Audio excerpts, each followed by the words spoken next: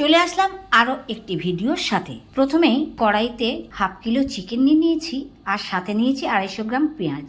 Mixie জারে 20 থেকে 25 কোয়া রসুন আর 3খানা কাঁচা লঙ্কা বেটে চিকেনে মেশাতে হবে। পেস্টটা মোটামুটি 2 চামচ হতে হবে। এরপর 250 ফেটানো টক দই, কাশ্মীরি লঙ্কার গুঁড়ো আর পরিমাণ মতো নুন, 2 চামচ ঘি আর তেজপাতা দিয়ে ভালো করে মেখে নিতে হবে। খুব কম কয়েকটি উপকরণেই তৈরি হয়ে যাবে আজকের এই সুস্বাদু রেসিপি, যে রেসিপিটা ঠাকুর বাড়ির বিখ্যাত একটি রেসিপি। নামটা অবশ্যই শেষে তোমাদের জানিয়ে দেব। রান্নাটা এতই চটজলদি হয়ে যায়, ম্যারিনেশন কোনো প্রয়োজন নেই। সব উপকরণ একসাথে মেখে নিয়ে গ্যাসে বসিয়ে দিলেই তৈরি হয়ে যাবে আজকের এই রেসিপি।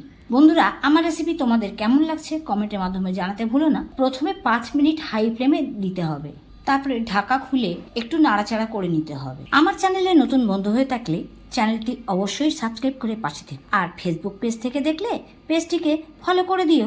আমার কাছ থেকে তোমরা আর কি কি রেসিপি দেখতে চাও কমেন্টের মাধ্যমে জানাতে ভুলো না। এরপরে আবারও লো মিডিয়াম ফ্লেমে 20 থেকে 25 মিনিট রান্নাটা তৈরি করে নিতে হবে। আমি চেষ্টা করব তোমাদের ইচ্ছে মতো রেসিপি বানানোর। ঢাকা খুলে 3-4টে কাঁচা লঙ্কা চেরা এবং 2 চামচ চিনি দিয়ে ভালো করে এবারে নাড়িয়ে নিতে। বন্ধুরা, খুবই কম উপকরণে রেসিপিটা তৈরি হয়ে গেল। আজকে রেসিপির নাম মুরগির রসগোল্লা।